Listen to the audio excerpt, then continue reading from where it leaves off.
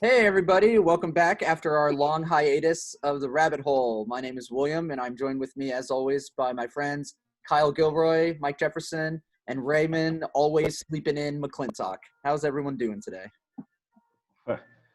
Raymond, I worked the night shift. Fuck you, Yeah. Will. Yeah. That's a solid nickname. You should put that on. He's already got some red Yeah. bars on his laptop. His Wi-Fi is not the best at the moment. Raymond do I? Red. Yeah, I saw at the bottom it was like Oh, yeah. No, it's the Wi-Fi is also shoddy out here. Yeah. Damn. In a mountain town in The Colorado. Wi-Fi at my apartment is pretty spotty, so I have a feeling we're gonna glitch at some point in this recording, but it's gonna be great. We'll push through. Yeah, we Yeah. got this. Yeah. We got So this. let's do a quick check-in. How's everyone's mental health doing? Good Oh, right now. Yeah, Great. good barring just sleep. Yeah. Absolute Dreading dog winter shit. as well. Oh yeah, dude. You got like winter coming to you in Colorado. I know. Yeah, we got it. It's like 4 days away at this point. Yeah. But at least it didn't start September 9th like I thought it was going to. No, it did not. We got hammered with like a couple feet of snow up here, though. Oh, you've For already like got pizza. one day. Yeah, Cal knows what I'm talking about. We got like early September, it was just like a foot of snow. And it was like, oh no, Sounds not this early. Like, I just can't do that, you know? And then it hasn't done And anything. then it warmed up and it's been beautiful. Yeah. And it's been like the most amazing fall out here Mhm. in recent memory, I think. Yeah. Heck yeah, dude. Yeah. Yeah. But yeah, you're all moved in, aren't you, Will?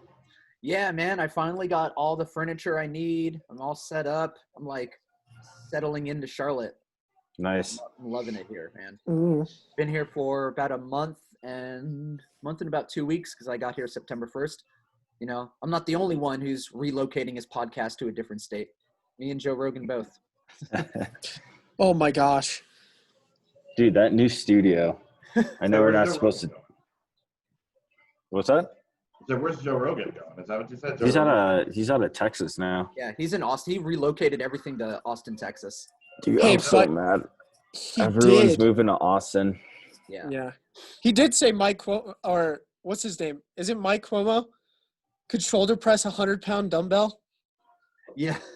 And Joe Rogan was so high that he thought it was a real dumbbell.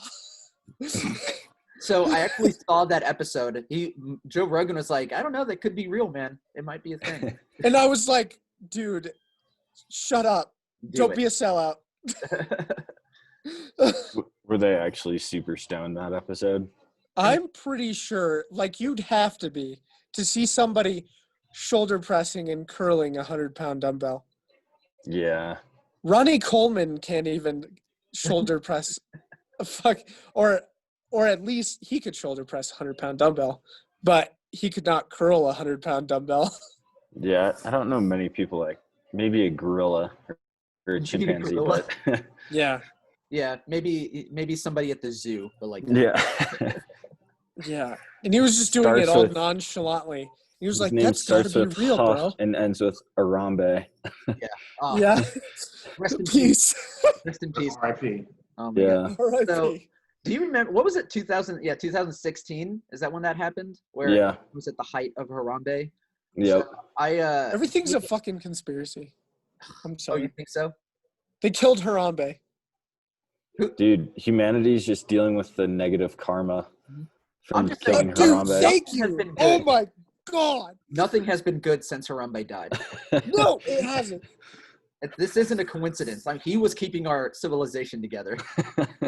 He was the linchpin of modern society. Oh my Oh goodness. my God. That's So good stuff. it was like late 2016, early 2017. Some of my friends and brothers at college were having a beer Olympics competition. Hmm. So me and some brothers started an alumni team and went up to visit some people for the weekend. And we were Team Harambe. And we like Nice. made sure it was the stupidest concept because we made shirts with Harambe's face on it, but the Jamaican flag was in the background because we also wanted to call ourselves like we had our nicknames were all of the cast of Cool Runnings. I was Oh just gonna say, Yeah. yeah, And so I had Sanka on my like name on the back of my jersey. yeah, that's It awesome. made absolutely no sense. It was like Cool Runnings Harambe was the name of our team. It was the stupidest thing. But Yeah, we did come in first place because we're still the champs of that campus. So yeah. Were you stoned no, for that? Bullshit. no, There's no way. He doesn't remember. I don't There's no. remember. Dude. All I remember is I woke up and we were champions. So who knows what happened? Yep. Oh God, did we win? Did we win? Did we win? Is Harambe alive? Isn't it? Did we? Did we take our dicks out? Did we take our dicks out? Did we? I'm pretty sure. Penis The, out. yeah, dude. I'm pretty sure the hashtag for that weekend was "Dicks Out for Harambe." Yeah. Oh man, dude, I remember how mad like the people who worked at his zoo, Mhm. they were like super upset that like everyone was freaking out and like tagging Harambe and everything. And it was like, what do you expect? Just gun down like a beautiful animal on live TV. Yeah. Like people are gonna react to that. Like Could you imagine being that kid? no. Like, Oh, he's probably dude, yeah. like he's probably in witness protection right I now. was just gonna say, yeah, he's Probably had definitely to in change witness. His name. He's probably living in Canada or some shit. Like he's Yeah. not in here anymore. Yeah, that or he's in some like Jamaican island, you know, just like seriously, like off the grid. Yeah, so Oh far my disconnected goodness. for everyone. If he gets Yeah. if he gets recognized, he has to be relocated again. Yeah, at least he was a little kid, not like a full-grown adult, though. You know, at least he has like the years of development to like hide behind. Dude, Well, I if think- it was like a full-grown adult, there would be people waiting outside of that zoo. Like if he was a kicker who missed a 3-point goal to win the Super Bowl and the fans would kill him, it would have been a similar situation. Like you need security to get him to his home. Yeah, Yeah. there's definitely videos of people like jumping into those exhibits on like Live Leak and well, when Reddit had it, what was it? There was the current one is Dead or Veggie. That's like the current like Live Leak Reddit thing where it's like people who are just doing dumb stuff and get like seriously injured. There's another one though. What the fuck is wrong with society nowadays? I don't know. Oh, it Holy literally, shit. there you go. This is a hard subreddit to remember. Watch people die. But like, there's people, yeah, there were people who were like jumping into like those exhibits, like copycats and stuff to like commit suicide. Yeah. Some intense stuff. I definitely watched all of them. I think we need to just like pause the internet for a little bit. I think we need to just We like need to as a pause all society- social media. Yeah, and you see, whole now, I internet. don't think we talk about nothing good has happened since Harambe, but what good has come out of social media? I don't know. I've I'm been sure off it for there a are while. fragments of good that has come out of social media, and I was like, yeah, for what it's intended of, like keeping up with my friends from high school, my parents are on it. I can post some fun vacation photos, cool. But the anxiety, the FOMO, the cyberbullying, like everything that's come out of social media is like one of the highest unintended consequences of our generation. Yeah, I still get cyberbullied a lot. By Oh my little God, kids. Ray, are you okay? But no, it only happens By in small What's up, children. Ray? I hate you. Yeah. The- You're Ray, stupid. Ray, you head. don't All even the- have social media. Your cyberbullying is somebody sending you an angry written letter. Yeah, all the Fortnite kids I beat. Yeah. Oh my goodness. You're like, Yeah. fuck you, Ray. Dude, I think honestly, social like, media really does like contribute to a lot of misinformation, and I think that's ugh, probably my biggest issue with it now. Like, and I think you can make a legitimate case that like, okay, some of the stuff people say online is having real life consequences that are hurting people. For example, like when Trump was online floating hydroxychloroquine as like a cure for COVID, and there was like no evidence or proof of it at all, but he was like floating it out there as a cure. It became, and then like people who actually needed hydroxychloroquine for other issues, they couldn't get it because like hydroxychloroquine was sold out because everybody started buying it. Like that's just one example, but I think that's kind of that's like a real life, like, okay, we need to really start thinking about, and that's why Facebook and other places now have the fact checkers and other things that are like, probably you kind of have to do that now because people get on social media, they shouldn't be, but unfortunately people go to social media for their news. Like, yeah. they're convinced whatever they're seeing on TV is wrong and whatever they can find online is Yeah. right for whatever reason. A lot of people look at memes as if they're news. Like they'll look at like Yeah. photos with funny quotes and be like, "Oh my God, is Trump really doing this? Is Biden really doing this? OMG, what the news?" No, It's I like- miss those old fucking magazines that told you bullshit, but told you that they were bullshit. Mad Magazine.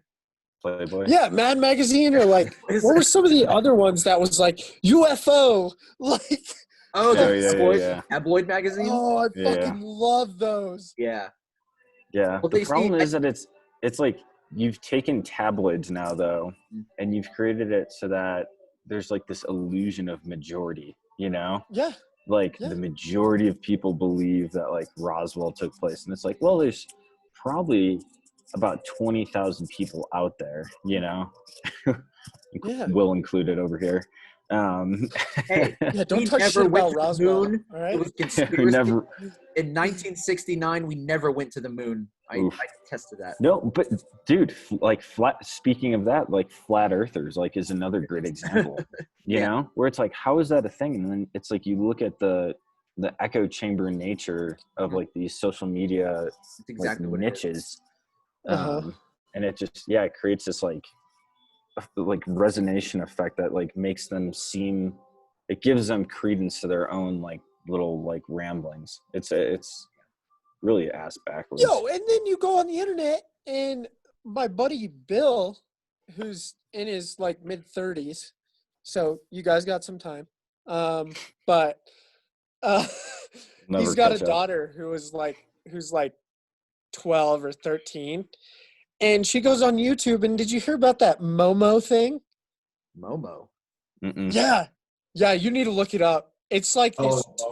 terrifying looking woman who comes on your video and tells you to go kill your parents and shit. Yeah. Momo. It's Oh, I thought it would nuts. tell you to kill yourself. Yeah, that too. Yeah. Oh, it does both. Okay. Uh-huh. It And does all YouTube of that, just Mike. I allows was like, it- holy shit, dude. and this is on YouTube. How do you Yeah. spell it? Momo. Oh wow, yeah, that's It's creepy as oh, shit. God, that is I don't even wanna so look at it. freaky. I don't even want to look at it. I'm not in a mental health state to handle that right now. Oof. It's like, but teenagers and like preteens are looking at this. Dude, it kind of reminds You know me of what? Slender Man, is what it Yeah. reminds me of. And you know what's crazy is people believe Slender Man was like a legit mythology kind of thing. It was created as a contest. Like Yeah, it was a legit horror story contest that somebody entered Slender Man in. But it Yeah. picked so much traction on social media. People are thinking it's a new religion like Cthulhu or something. I know. Well, it was because that one that kid like murdered his parents because Slender Man told. Well, there were some girls in I think middle school or Yep. early high school that they were I remember obsessed with this. Slender Man and they wanted to make a sacrifice. So they like abducted one of their classmates, brought her to the woods and like stabbed her to death. I think that's what I was thinking of. Yeah. Yep. Which is like, you know, at that point they're gonna find anything they can to sacrifice it to. You know. Well, you know what, man? So many kids, their entire life is built around social media. That is where they get their only source of validation. And Mhm. that's Yeah. where they live in that echo chamber, and that's where they feel like their authentic life is. And so they want to do everything they can to still have that life. And so Yeah. that you also get this like mirage of right in front of these people's faces that you can't see into them as for who they are as an actual person anymore. It's so hard to like know that a kid is going to go fucking out to the woods and kill their fucking friend because they're just so brainwashed to be like, oh, this is how I need to act. This is how I need to look. Yeah. And then you get so far away from who you actually are as a person that you do all this abominable fucking bullshit. Yeah. I mean, I don't even think if we didn't live in the era we do though, I doubt you'd ever hear about something like that. You know? Like a small town killing. It's like, yeah, that would never ping on your radar, you know, halfway across the nation. But it's like we hear about everything nowadays. Well, you know, Yep. Everything. the average news cycle of a crisis is like a week. And when I'm saying Yeah. crisis, I mean like a global crisis. But then like Yeah. the next week there's another one, and the week after that there's another one. Oh my God. And it's really desensitized this new generation to be like, what does it even matter? Like, yeah, this sucks, but there's going to be something else next week. So they're so desensitized to what's going on in the world. Yeah. No, I mean, I didn't grow up with the internet or any of this, and I still, you know, even just logging on to like, you just punch in news in anything, and like you start following the news, and it like gets overwhelming really quickly, you know, which is why I just do it in small, very focused, like dabbles nowadays, you know. Yeah. Just kind of dip my toe in and like get back out. Just be like, okay, what's the news going on? Oh, the whole world's on fire. Okay, let's Exactly. It's like, okay. It's like, cool, California's on fire, South America's on fire, the U.S. in general is on fire. On fire. Oh, speaking We of watched a political complaint for political complaint debate. That's what both of them were. freaking debates, man. Dude. Freaking debates. They're not debates. They're First complaints. So, okay. I don't typically talk about politics, but Liar. I was seriously like, I'm undecided. I'm still kind of undecided, but I was seriously teetering like, I don't know if I should vote for Trump or Biden. Like, I just don't know what to do. After that debate, I was like, I can't vote for Trump. I can't do it. That seriously was the thing that like sold me against him. Now, I still don't know if I want to vote for Joe Biden. I might do the radical thing and vote libertarian. I know Jo Jorgensen is not going to win. She doesn't have a chance in hell of beating the two-party system. But I feel like if I actually if I practice what I preach and I say I legitimately hate the two-party system, then I should vote third party, because maybe in a few election cycles they will gain enough attraction to maybe a 3 or 4 party system is actually viable. So I have no hopes that she'll even break 10% this time around. Maybe break 10%. It's a possibility. The debate is one of the reasons why it's like that, is because, like, why is there not a third-party candidate brought on to even have a debate in the first place? Yeah. Like, how would somebody like Jo Jorgensen get their message out there? A debate that's something that everybody watches. That would be a great opportunity for someone to say, "Oh, okay, this person is like actually making some legit points." And now we're not presented as if we have options. And that's part of the issue is like, somebody like Jo Jorgensen can get up there and make their points and do, but it's like, I don't know who needs to, and it would be very simple to organize. It's not like there's anything stopping them from doing it. It's just like, we kind of have our, what's the word? It's kind of like a self-fulfilling prophecy. Like, we always are like, well, we know this other person's going to win, but then we never give, and when I say we, like, it's mostly the media. The media never gives the third-party candidates a legit opportunity. Yeah, I've become extremely cynical and pessimistic about the American empire, for lack of better words. These last couple months. Not a bad way to describe it, honestly. No, dude, we are an empire in decline, and I think some of the rhetoric and the current political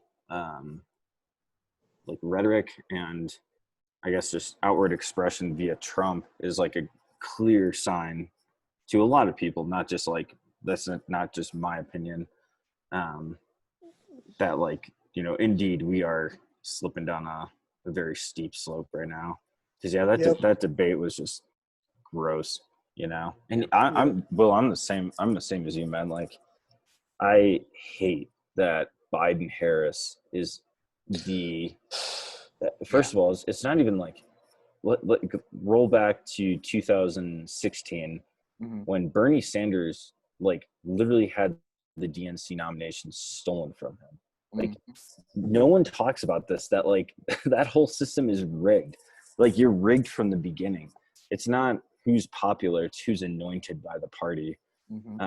And like, it really is voting for voting against what you hate, not what you want, not the ideals that you want to see. It's like, I hate Trump, so like, do I go independent, and like really stick it to the system with a giant bird, or do do the logical thing, and it's like, well, Biden's just like, status quo, Kind of a nothing's- pushover.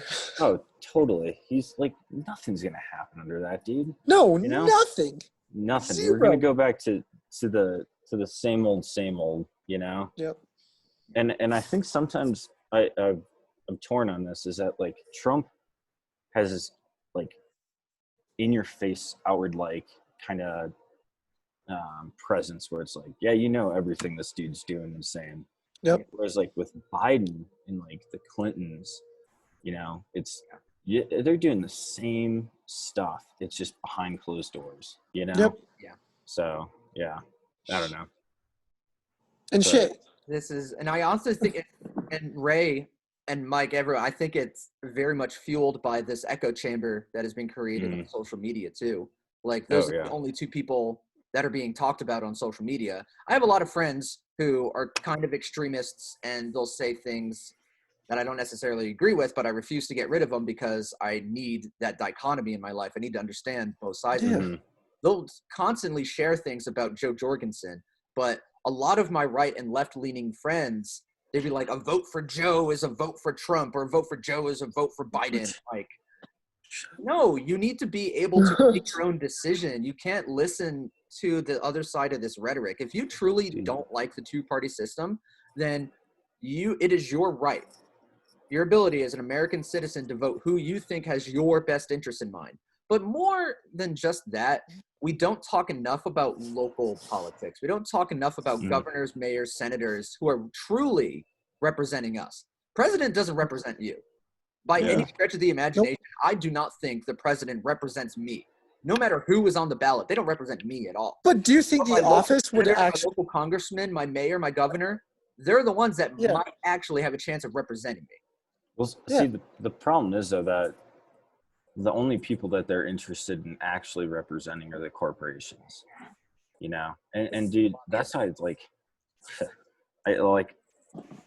I guess maybe the night shift's been a good thing or a bad thing, but I've been doing a lot of reading and like watching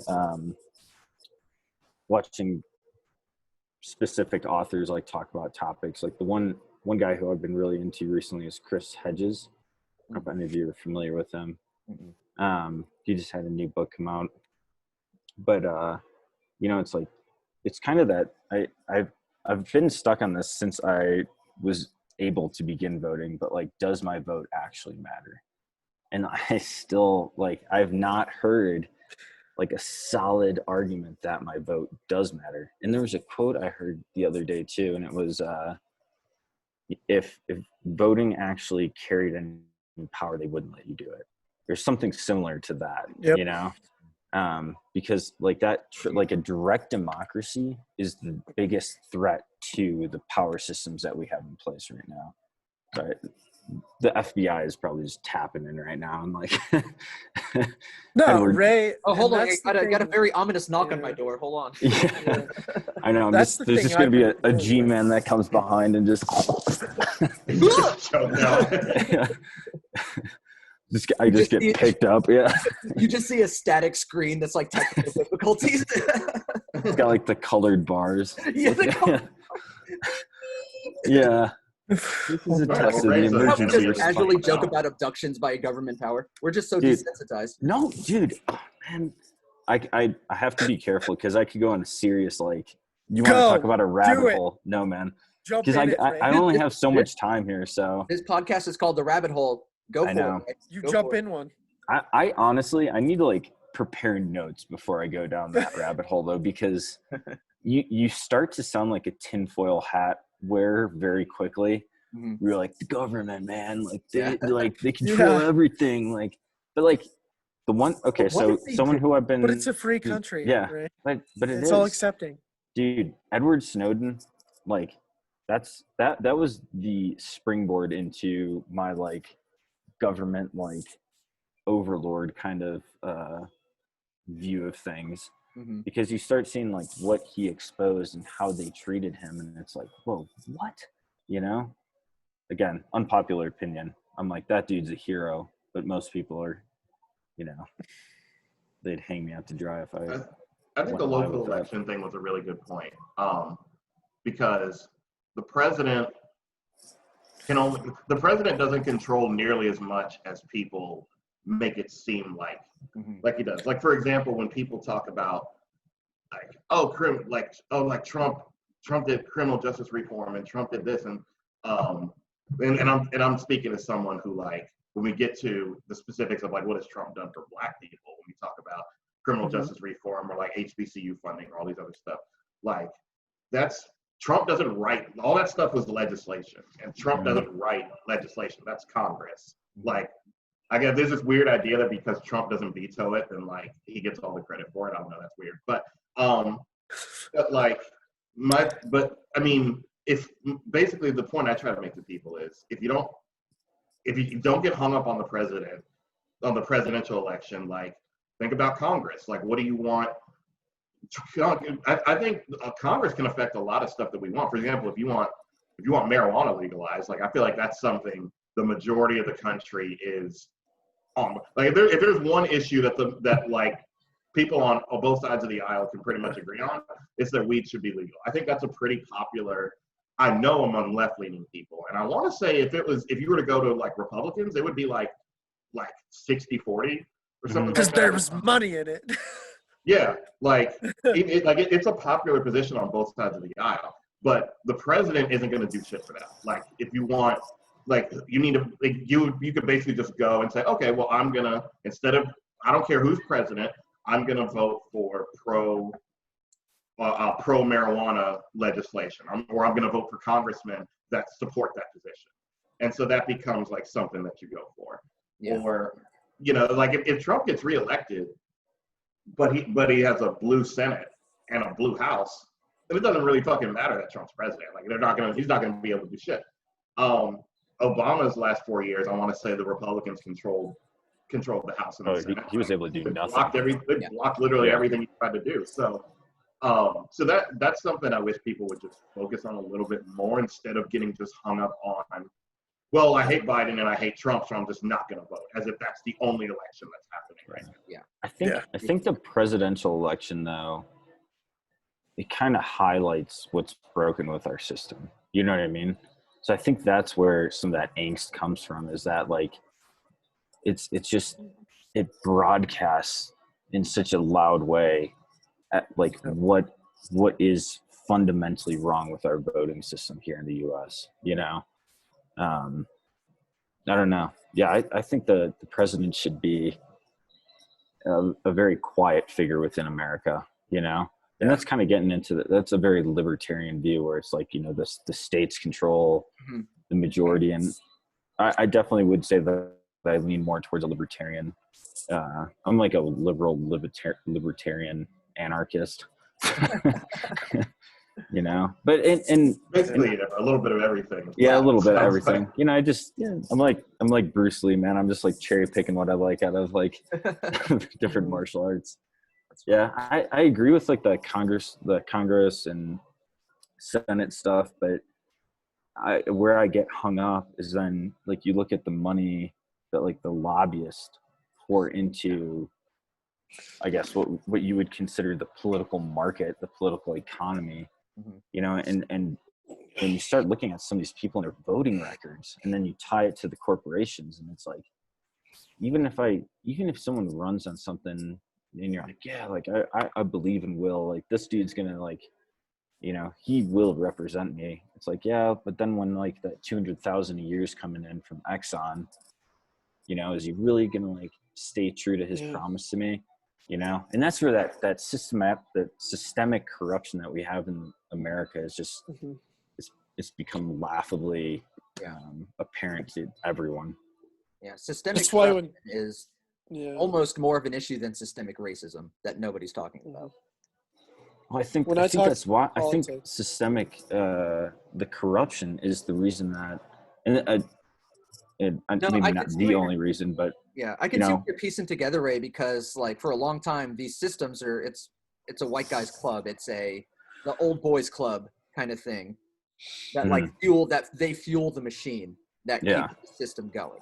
Yeah, well, I mean, you look at like the history of like civil rights all the way, you have the 1960s, Rodney King, and then you just have like more and more and more coverage as we keep going now, Mm-hmm. and it's like it starts to it very strongly resembles a hamster wheel in my mind, where it's like and I think we like look at what has come of like George Floyd, Breonna Taylor, like seriously nothing of substance, Netflix canceled a couple episodes which should have been canceled. They shouldn't have even been around, you know what I mean? They did like a couple little social media flare things, but it's like there's no true conversation being held. Every organization, and I'll go back to the low-hanging fruit, every company, organization with any kind of weight behind them or title behind them, they go to the easiest thing that nobody asked them to do to virtue signal to make them look like they're along with the trend. And I hate the word trend, because equality, equity, and social justice shouldn't be a fucking trend. You know what I mean? Yeah, it should actually be things of substance that we want to do something about. But I think it was very shortly after George Floyd or Breonna Taylor like made national news. I think HBO's big thing was they said, okay, well, we see what's going on. We're never going to play Gone with the Wind ever again. You're welcome. Yeah, and that's like like To Kill a Mockingbird got canceled. It's the same kind of companies that during Gay Pride Month or Black History Month, they changed their logo for 30 days, and that's like all they're really doing. Yeah, and it's like Instagram was like the blackout, they did like the blackout thing or whatever. And it's just to quote Dr. Cornel West, it's just superficial spectacle, It's all it is. It's just so shallow. And I'll be honest, it's gross. What really I really thought that like I was like, man, like here we have like multiple incidents that were kind of clumped together.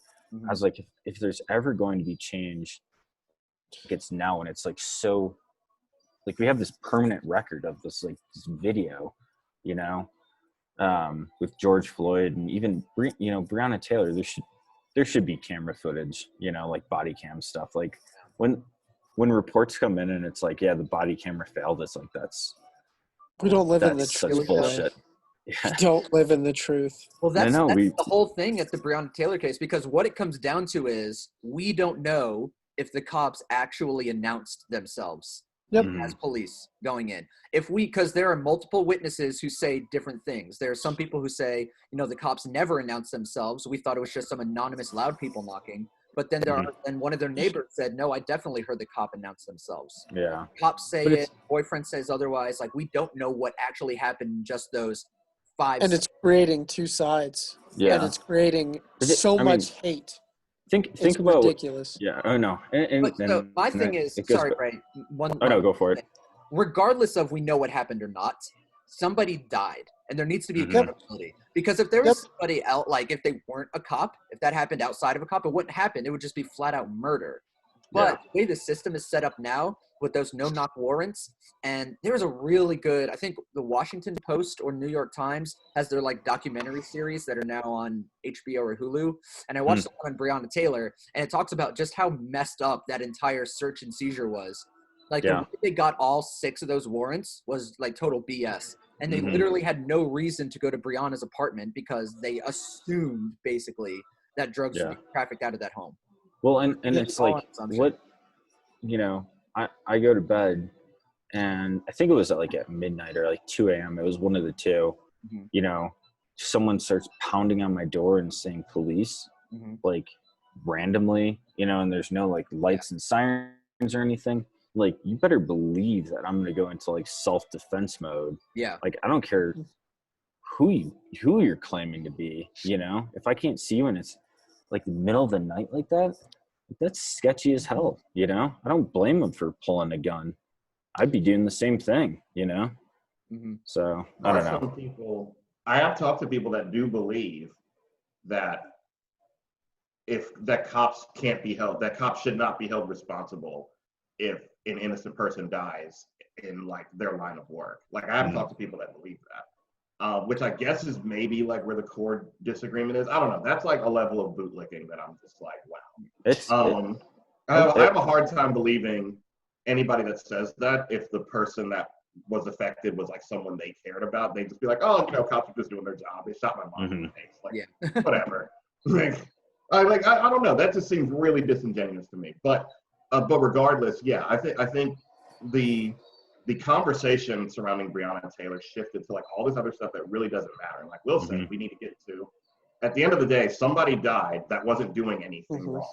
Yeah. Like that's what we need to focus on. I don't want to hear the conversation shift to anything else. This person is dead. She wasn't doing anything wrong. She wasn't who you were looking for. She had nothing to do with any of this. Like, and she's dead because you guys fucked up. Like, whether you were announced yourself or you didn't, you messed up. Like in any other job, if someone ends up dead or even like you end up screwing something up, like there's a penalty for that. Even hell, when I worked at, I got fired from a job for like processing an order incorrectly. It was when I worked at Red Ventures, and we were selling internet packages, and like, we was like, oh, where would you like us to deliver this package? And then like I put the order in wrong or whatever. But like, yeah, like there was consequences for that. Like if you screw up, there's a consequence, like period. But so for something like that to happen, you're still, and for them to like, still be employed, never get arrested. Hell, if it hadn't, I don't think anything would have happened to them. If going back to the social media thing, I think that is one good thing about social media, is that this kind of stuff blows up and there's so much public pressure because we have the internet and we're able to get the message out there. Whereas without the internet, nobody would have known about this outside of Louisville. That's a good point. I think nothing. But that like that blow up, and even like the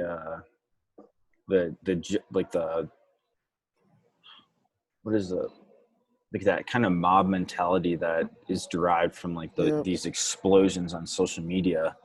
I think politicians and people who are in power realize how short-lived and like surface level they actually are, right? Like we might hit on some good points, don't get me wrong, right? And like there is immense pressure, and then they'll just like sprinkle these like crumbs for like everyone to like scavenge over. And then it's like, okay, next thing, Trump said this or Trump tweeted this at midnight. And it's like, boom, like the headlines have shifted, kind of going back to like what Will said. So I feel like if we can harness that momentum in a more meaningful way, then that gives credence, that gives me hope for social media and just like the internet in general. But all I've seen so far is just echo chambers and like very like a goldfish memory, when it comes to that stuff. The funniest thing I've ever learned working for the actual U.S. government is that your title doesn't matter unless you're at the tippy top. Like I can tell you straight to your face, like being somebody who was pretty much at the bottom of the barrel when it came to, I was in the military for 5 years. I mean, there's nothing I can really say that's on my record that I did good for anything. But I can tell you for a fact the government's corrupt. And they don't care about what color you are or what you look like. They care about green. They care about the color of green. Yep. And that's it. They do not give a fuck about anything else. Like, I'm sorry, but I will tell this to straight out anybody. Money is the worst possible fucking thing that drives every single amount of hate in this fucking country. It's ridiculous. Yeah, It's true. When people are broke, they become easier to manipulate. Yep. When folks are struggling, they don't have health care, they're working a dead-end job, they live in a shit city, they just hate their freaking life. It's very easy at that point to be a politician and come on there and say, who's responsible for all this shit that's happening to you? Yep. That guy over there. Yep. And it's like, and then that becomes like their campaign. That inspires people to get out and vote, because they're easily manipulated. There's a level of, and with our society loving money and being like capitalistic and everything. Not that I think capitalism is wrong. That's a completely different discussion. But like with the way our society is set up, there's a level of income that you can have to where like you've basically bought your way out of like any real problems. Like I don't know what that income level would be, but like but we all know who people are. Like they're just they've made enough money to where they're above all these like systemic issues that really affect people. They got really good health care, and if something were to happen to them, they'd be able to afford it, no problem. You know, they can afford to send their people to good schools, so education's not a big thing. You know, if they do get busted for any kind of crime, they can afford a good lawyer. They can just buy their way out of the criminal justice system. Like you've kind of reached a point to where like none of these things really matter, and meanwhile everyone else is kind of we're all trying to get to that point. Like everyone is desperate to get to that point where they can just be where they can afford to be apolitical, where it's like, oh yeah, I'm making enough money now, so now I don't care who votes, and now I can get on there and like these elections don't affect me anymore.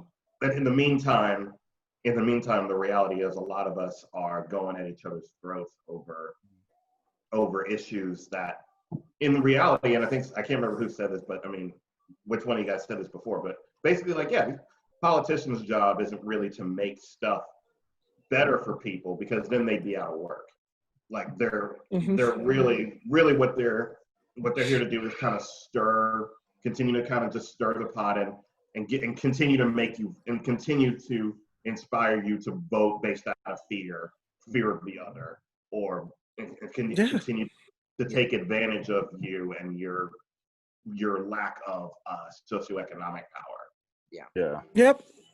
And you know, I think we've all touched on this a lot. At the end of the day, there are issues with just the system itself in politics that I think are really easy to fix, like term limits for Congress. I was talking with somebody the other day. I think there needs to be an age cap to be president. Like their minimum age is 35. You can't be younger than 35, which, you know, I guess makes sense. It's kind of a whatever number, but I guess it makes sense. Both presidential candidates, during one of the debates, the moderator said, no matter who wins, will be the oldest president. It was a vice president debate. Yeah. So 70-something. And if Biden wins, by the end of his first term, he'll be 82 years old. No. He's not going to make it. I'm not going to dive down into the rabbit hole of his mental acuity. I'm not going to touch that topic. But I think we can all agree that by the age of 70, you just can't argue it. Your brain isn't as sharp as it used to be. Some people are different, but by the time you get to that age, you're just different than you used to be. And I think there needs to be a cap on how old you can be to be president. Yeah. Yeah. We need fresh ideas. We need young blood. We need it's so true. Environments. Dude, old white men are our only Mm-hmm. option right now. And it's like, you got to be, it's just so frustrating, you know?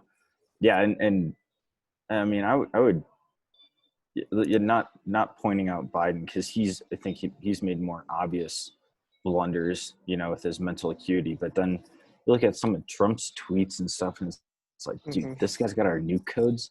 Are you fucking kidding me?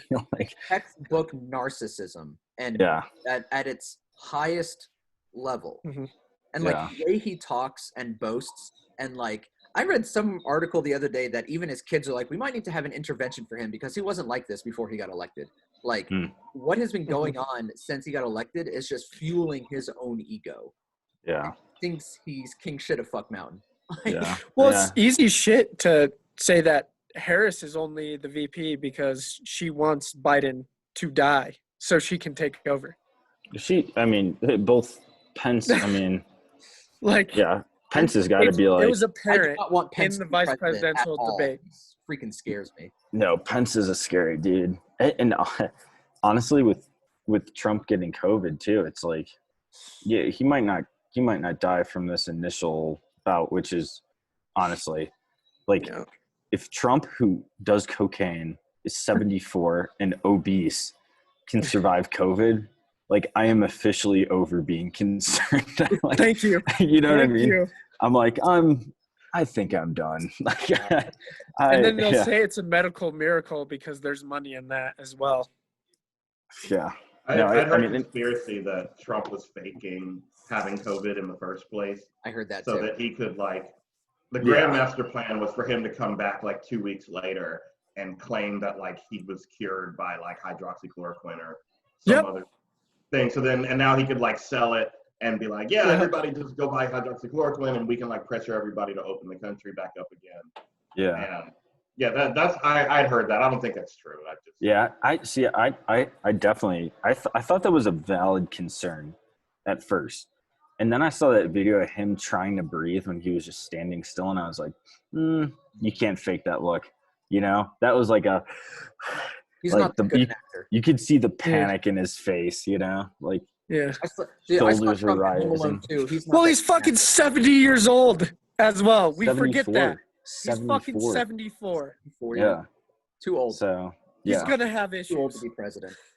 Yeah, but I think we have to seriously consider now, because I think with COVID, the big risk is like the clotting that you see afterwards, like the strokes and heart attacks, and it's like Pence has got to be going into this election like, yeah, I'm basically going for president, and same with Harris, so I don't know. Well, obviously, I'm not advocating or wishing death on anybody, but I can see those concerns. But you know what? If we're going to go with an old person representing our country, let's go all the way. Let's have Betty White. Let's just have some Oh, I'm down. sweet I'm so old down. person who is just like, basically acting like the Queen of England. Who's just this sweet old person who just looks like she has our best interest in mind. Probably going to cook me some good mac and cheese on Thanksgiving. Like, let's just have that kind of figurehead at the top of our country. We'll let all the Senate and Congress make the legislation, but let's just have Betty White in a throne just being sweet for 4 years. I'm down for Hey, I'll take someone who is grounded and good morals and ethics over what we have now. I don't know. I'd have to know somebody as a person to be able to make that statement. I would have a beer with Betty White. Yeah, I think, she's probably a little bit narcissistic too, but it just comes off sweeter. So that's all that matters. I was a Perception. girl. Yeah.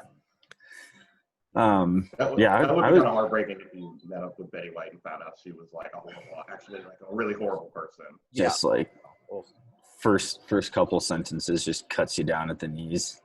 I saw it. There's a photo going around Facebook of Betty White back in her prime. Apparently, she had her own TV show, and she gave a lot of airtime to I can't remember his name, but he was a black tap dancer at the time, and she got a lot of flack for it. And in response, she gave this man more airtime, and she said, "Just fucking deal with it." And because of it, she got canceled. And her response at this day, at her age, was like, "Yeah, what can I say? I'm a badass bitch." That's fucking awesome. See, now you know her, Kyle. Yep. Now you can vote for her. Now you can vote for it. Because no, don't vote based on a meme. I'm just saying this is one thing I saw. No, I'm just kidding. Yeah. Okay, I'm over politics. What's going on in everyone else's life outside of the world being on fire? Nothing good. Like, good. Dude, honestly, like that's yeah. It does feel like that's all that's going on at this point. I mean, I know. Yeah, I was gonna say in terms of like, I think mental health. It's I mean, personally fine, but then it's like when you throw on like the stressors of like modern day life, it's like it's a lot to think about nowadays. Yeah, it's kind of hard because I know like COVID. I was really thinking about the other day like how many people I know at this point, at this juncture, have been directly or indirectly affected by COVID. Either they've had it, they have like a family member that's had it and has like gotten really sick or passed away from it, or they've been like laid off from their job or furloughed or like or told to go like part-time or something like that. I'm just like, geez, like holy shit, like this is really affecting a lot of people. And I could be wrong, but I don't think it's gotten any better in terms of, I think cases right now in the US are as high as they've ever been. Like I don't think it's getting better. Like we are, as a society, we are adapting and like opening up more and like, venues and places are coming back to normal, but COVID has not disappeared at all. Like it's still very relevant. So it just makes me nervous because I'm like, how many more people that I know are going to be affected by this? Yeah, we've normalized it is all. We've just become accustomed to this current state, and I think going into flu season, it's like we have a rough winter ahead. I think Winter. because what they're saying, and it makes sense too. You can get the flu and COVID at the same time, 2 different virus strains. So like, there's no reason. It's not like COVID's like, oh, you got the flu, dude, just chill, man. I'll be back in a month. It's like, no, it moves in when you're weak. So yeah, I'm a little bit nervous about. That's why everyone out there, take your vitamins: vitamin D, vitamin C, zinc, elderberry. Take your men's one a day, your women's one a day, your person's Get one. out and eat right and Yes. work out. Yes, there are so many things you can do that are proven to work to protect yourself against COVID by just generally building up your immune system, which not even just Yeah. COVID. Like, if you have a strong immune system, healthy diet, non-sedentary lifestyle, all these things, you're just generally more protected. I came from the fucking military where I was around people from all over the world all the time. I have a fucking immune system like Fort Knox. You say that now. Say that now, immediately gets. I've been saying that the whole time. Yeah. No. I'm like, I got injected with anthrax. I'm pretty sure I'm good. Oh, did you? Yeah. For real? Yeah. Just to get like a. They do it when you go on deployment. Oh, is it to Interesting. build up an immune system to it? Yep. Oh. Hmm. I didn't know you could build up a immunity to it. You probably can't. They're just trying to kill you, I think. Yeah. They're trying to sort out the weak. Yeah. Sort out the weak. Yeah. That's fucking Yeah. nuts, dude. Yeah. It's Yeah, bad. These are just things that like is never talked about on social media or the news. It's just like general safety tips and health things that you can do to keep yourself safe in this time. It's really just shelter in place. Don't go anywhere or talk to anybody. It's like, no, Get there a are flu other shot. things you can do. Yeah, get your flu shot, definitely. Yeah. Yeah. No. Pretty much all you can do. Yeah. Yeah. So And there's wearing a a mask. vaccine, yeah.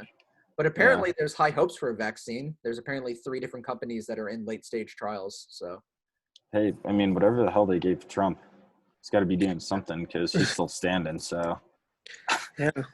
I honestly, when I heard he got COVID, I was like, oh, he's done. It wasn't like I hope he get, I hope he like dies or anything like that. It was just like well, the reality of the situation is like, yeah. you have someone who doesn't necessarily take care of themselves in a high stress I environment. think that was the thing that upset me the most is people on my social media timelines who are actively wishing and hoping that Donald Trump dies of this. Yeah. Yep. No Did matter anyone what. actually say that? Yeah. All right, Yeah. there's Holy shit. on Reddit.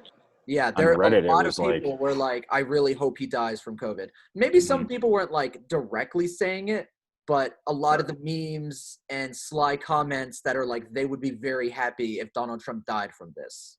Yeah. They're Well, upset, and they're like, some people that are saying, they're like, I can't remember what, but he was like moved to a different hospital, and he's like, let's keep this going. Maybe he'll actually get, like, this will actually end him. And I'm like, guys, no, this is not how you should be living. You shouldn't actively wish death on anybody, no matter the situation. I'm sorry.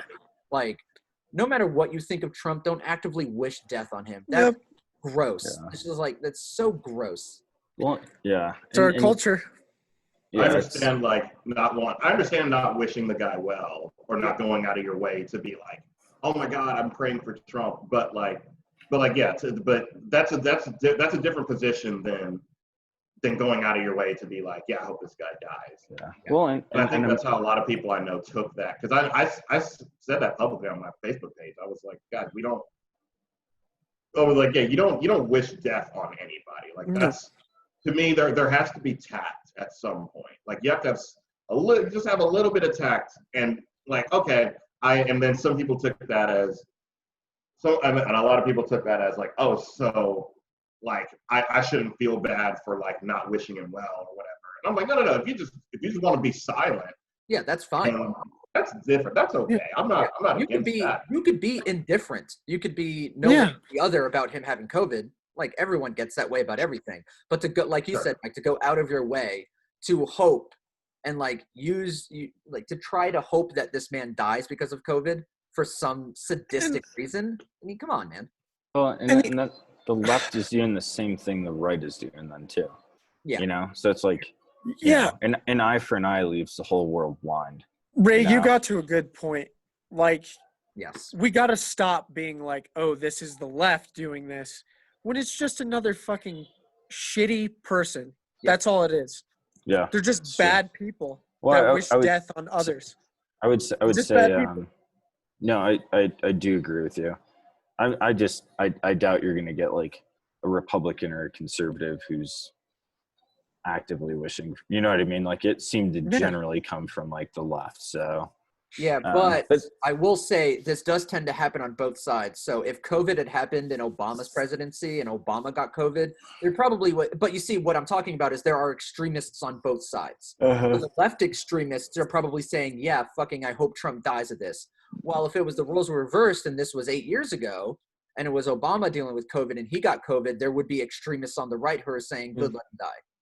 I Yeah. truly believe that, and I wish I didn't have to say that, but I feel like that's where our country is right now. yeah, no, That's why I was saying it's wrong to wish death on the guy, because like right now would be a golden opportunity, because right now you have a lot of people who are like sitting on the fence and they're afraid to be a proud liberal or a proud conservative or whatever, because the perception is like, yeah, both sides are really shitty. So where I was coming from with the Trump thing is like, here's a golden opportunity if you're a left-leaning person to separate yourself. Yeah. Mm-hmm. To like Yeah. say, hey, guess what? Trump got COVID and not a single liberal wished death on the guy. We all prayed for him and we all wished him well. Like that. Now you have an opportunity to kind of separate yourself rather than, but unfortunately you did have a lot of people wishing death on the guy. I didn't personally see it, but I'm sure it was out there somewhere. Yeah, no, it was. Oh, it was out there. Right. And so now when like now when somebody says, oh yeah, both sides are just as bad as the other, and it's kind of hard to argue, because it's like, well, shit, you know, there were people that wished death on Trump. So like, fuck. Yeah. Yep. We got a lot of work to Nobody do. cares about what their own individual thought is anymore, which is the stupidest thing we could ever do as humanity, is that we have to have something to believe in rather than ourselves. And It's I've just easier. politicized a lot of issues that aren't political. Yeah, I COVID think can be that's political. probably the thing that annoys me the most, is your political affiliation influences or dictates how you feel about literally everything. Yep. Like, and It's it's identity you know, politics. Mhm. yeah, it's not it's like when we're talking about like social justice or like BLM type stuff, a lot of this stuff is not political at all. These are not political positions to say, hey, if I'm a black male and like me and Will are close to the same demographic and same socioeconomic status, neither of us have committed a crime in the past, and we both commit the same crime and and I get a longer sentence than Will does, what the fuck? Like, yeah, we should do something about that. Like, that shouldn't be happening. That's an apolitical position to me. When we talk about like, and then like with COVID now, to say like, just acknowledging that COVID is real and it affects people and we should do things to limit the spread of it, especially since we don't know exactly what it is and it keeps mutating and affecting people in different ways that we didn't see before. That's an apolitical position to me. Like, that's not a left or right thing. That's just like, oh shit, this is science. Like, we should defer to people who do this for a living. Like, Dr. Fauci to me is not he's an apolitical figure. Like, you know, but depending on what your political affiliation is, I guarantee you, for most people, if you were to take a poll on like, you know, do you think Dr. Fauci is credible or not? Yes or no.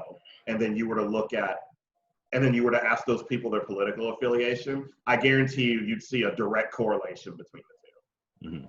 Yeah, I think there's between the two parties, there's like a dictum within each of them, and like a set of agreed upon foundational facts that they then go off of. You know, and that's what's, I think, really troublesome, is that you have these apolitical movements, but then people pull and like or create different narratives and facts for each of those like situations, whatever they might be. And it's unbelievably divisive.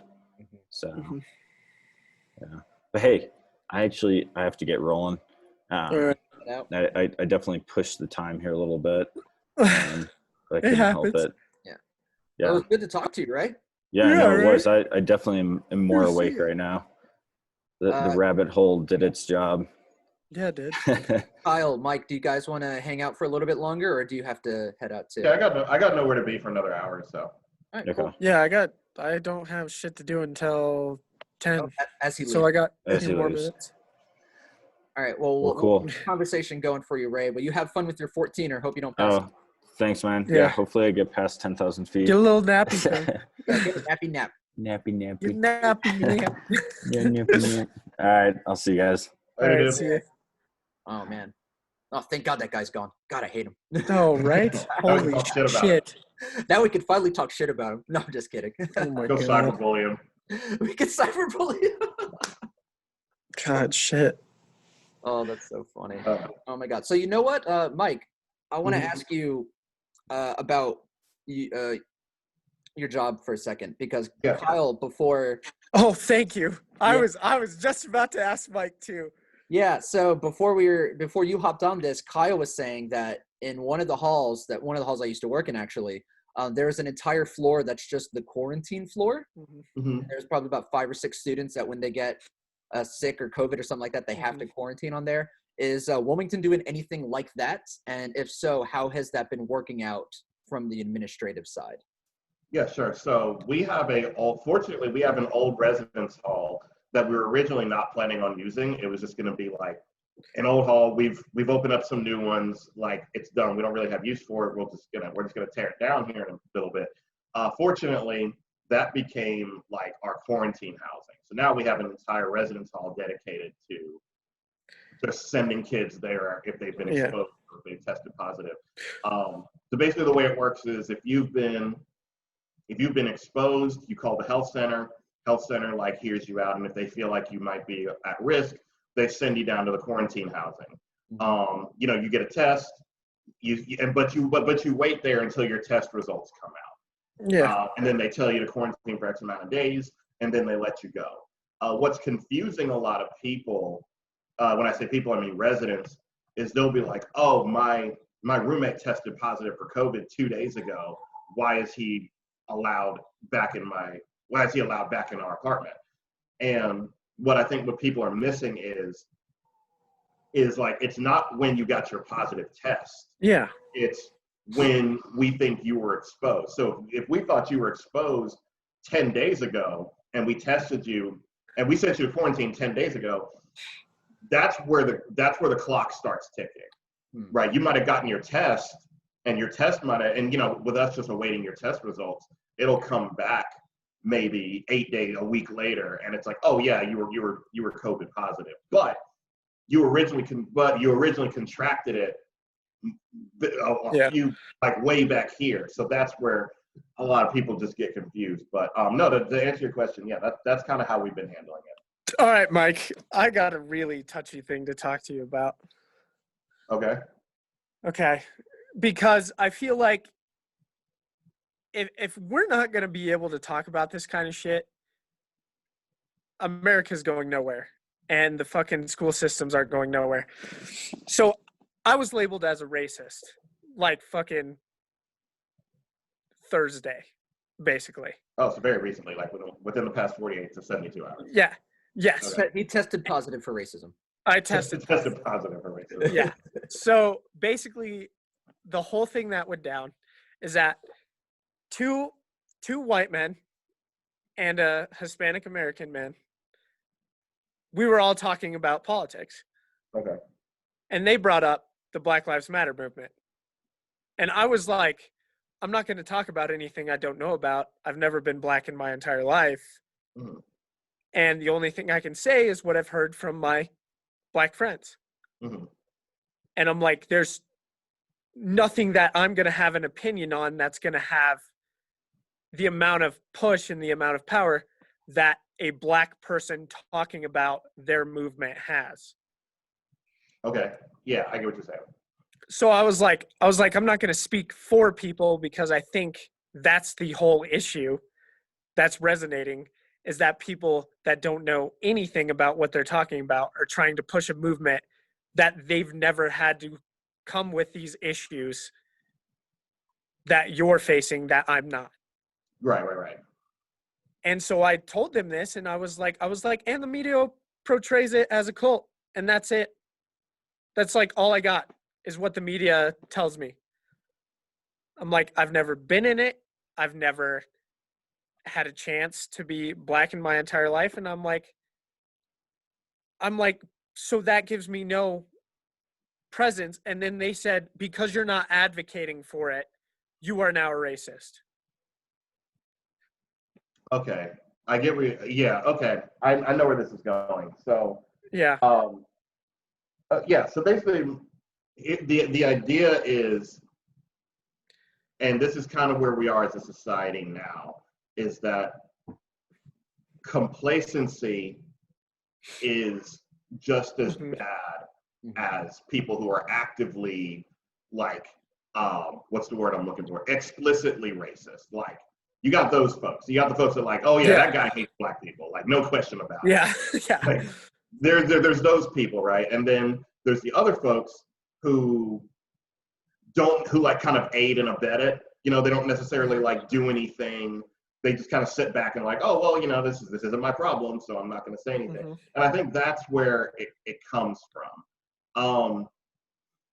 It's a tough position to be in. I don't think the racist label was necessarily fair for them to put that in that particular situation. I think it could have been explained a lot better. But basically, that's the idea. It's like you're in that group of complacent people that are just as bad as the race. And so basically, what I would, and I get it, but yeah, no, it was an unfair label. But that's the idea. So what folks like that are looking for is for non-black people who don't know to educate themselves, find out what it is that they can be doing, and then do their part to dismantle racism. That's the correct answer that those individuals, I don't know them, but that's the answer that those individuals were probably looking for. But see, my whole thing is like if it was coming from you, like it is now, I'm more inclined to listen to you than I am to a white person telling me the same thing. Right. Because, yeah, it's just like, and so I talked to my buddy Dom, who I served in the military from. He's from a really bad part of Baltimore. And he expressed a different opinion than you did. And I was like, we should stop. And this is what I've been telling people for like the longest time.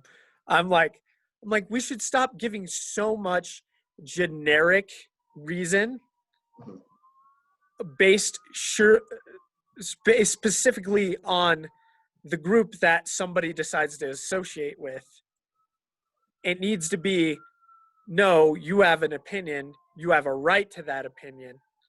But if you break the law or do something stupid or obviously racist, you should be accounted for that. But people don't want to do that anymore.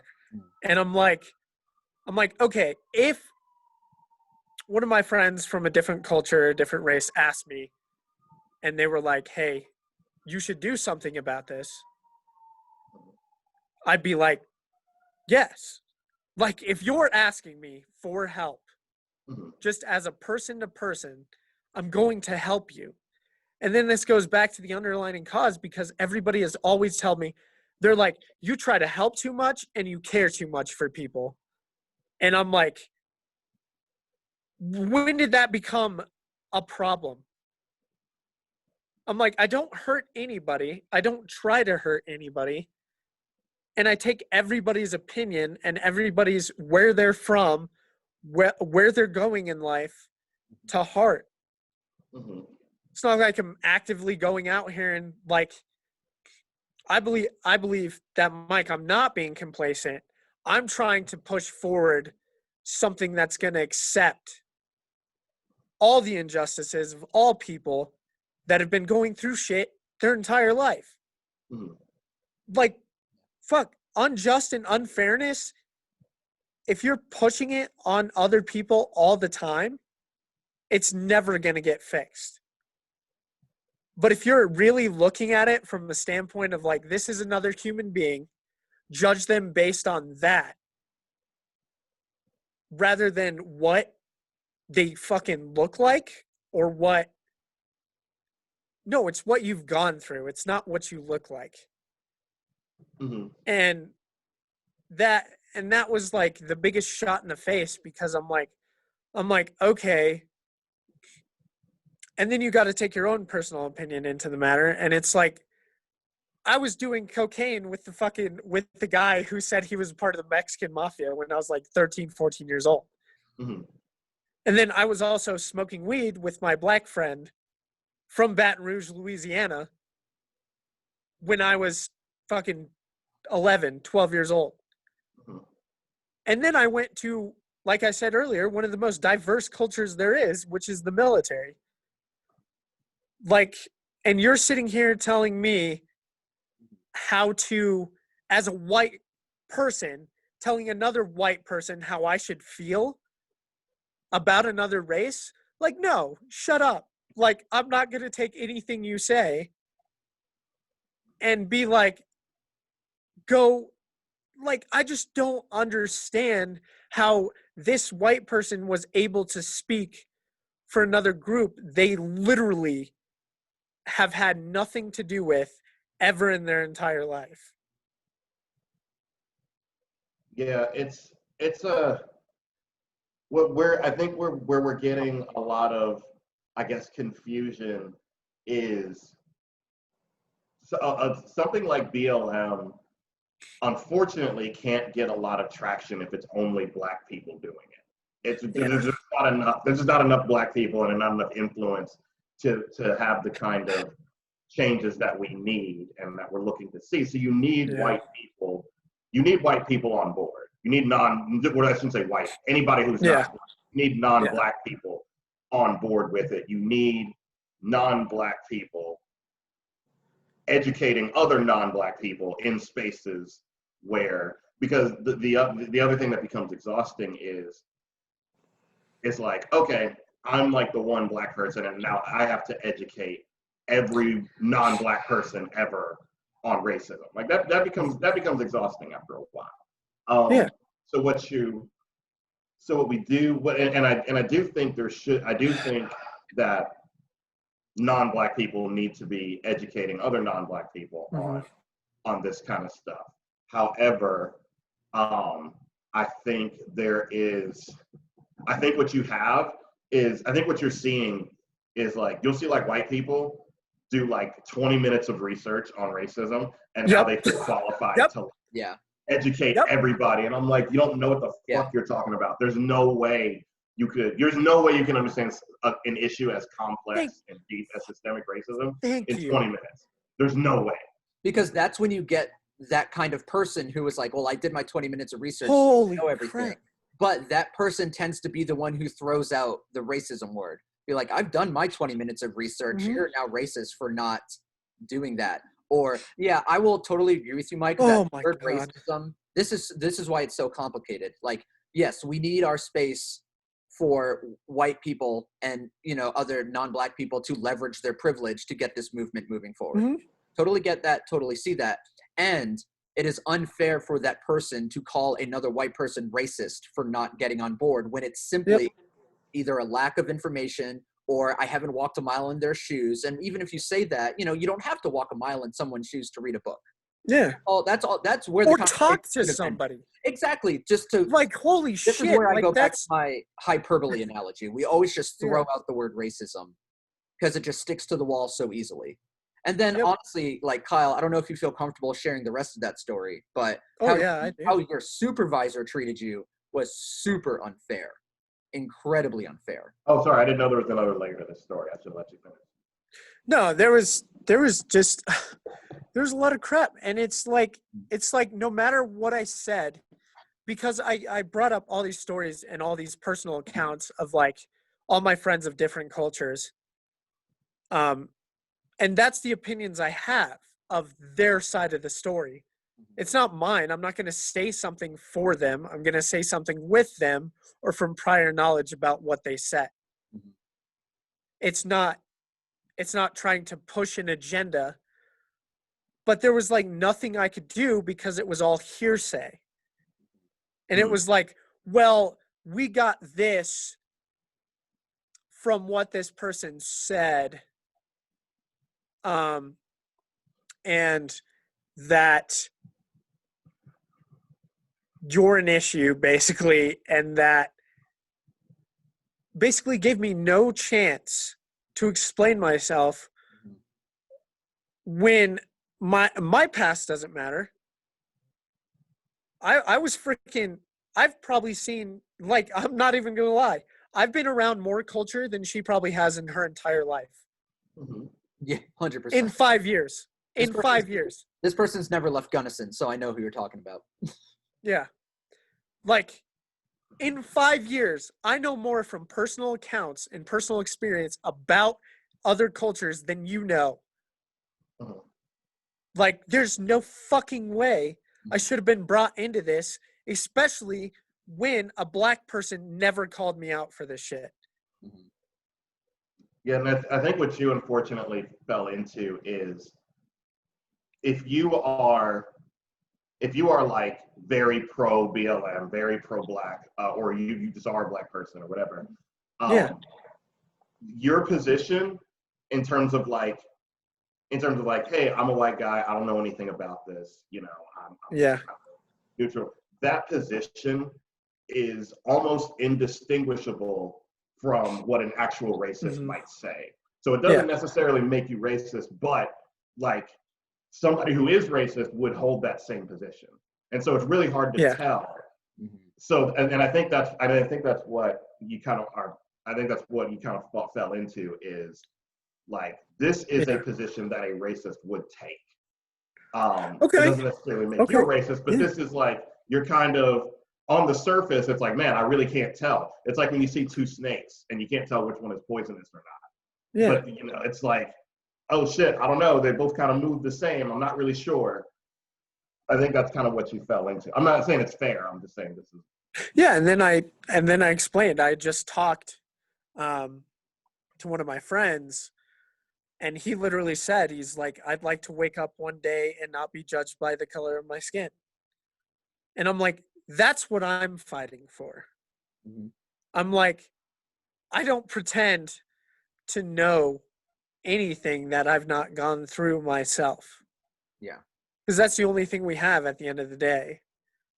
Like, Mike, I'm not gonna go out of my way as a white person to tell somebody how they should feel about black people or Hispanic people or something when I could just simply state, dude, that's another human being over there. Mhm. Go fucking treat them with respect and kindness, and you'll get the same in return. Sure. And I'm like, that's all I've ever come across. And that's what my buddy Dom said. And he was like, yeah, man. He's like, I grew up in Baltimore. You grew up in Colorado. We ended up at the same fucking spot, and I made rank faster than you. And I was like, yeah. Do you think I actively said how that was wrong? I'd be like, no, I actively gave you praise for getting farther in life than I did. Mm-hmm. Like, that's the problem, is that we're fucking telling people the negative side all the time. All the time. When the fact is that he came from a lower socioeconomic status than I ever did. And he made leaps and bounds farther than I've ever done in my entire life. Mhm. And that he stated to me, he's like, I wanted to get out of Baltimore because to say the fact that the black people that I was hanging out with, that I grew up with, weren't racist as well is wrong of me to say. And he just stated, he was like, yeah, I never want to go back to Baltimore. I'll visit my family, but never again. Kyle, is Dom a black man? Yep. I thought so. I just didn't remember if you like explicitly said that or not. Yep. Okay. Context. He's 6'4", bisexual black man. And he called me one day to tell me he was bisexual. He came out to me because I'm homophobic and I'm racist. And I think the society that we are working toward, and these two positions are very close, but they're also very distinct. Also, Yeah. is like, yeah, we want to treat people just, you treat everybody the same regardless of like who they are or what their identity is. Yeah. Like, and I think the little bit of nuance that kind of like makes it kind of confusing, kind of mucks it up a bit, is that what a lot of people are like, if you're like a pro BLM person or something, what we're pushing for, or progressive, is what we're pushing for is recognition of people's different identities. Yes. Not pretending, Yeah. recognition that we are different. And we do have different experience, or like culturally, there are some things that, that separate us. Yeah. We recognize all that and acknowledge it, but in spite of that, we still treat each other the same.